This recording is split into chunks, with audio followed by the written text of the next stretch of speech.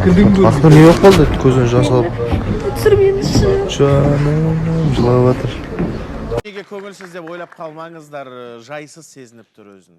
Қатты нетіп жатсың ба, қиналып жатсың ба? Ойбу, жаным ау. Не болып қалды Ақтон?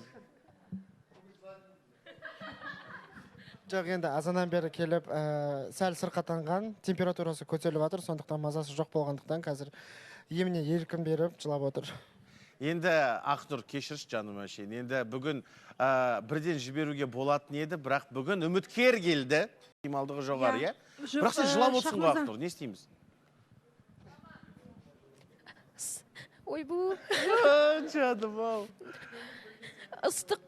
ыстық болып отырмын да, сосын басым тоқ-тоқ деп жатыр.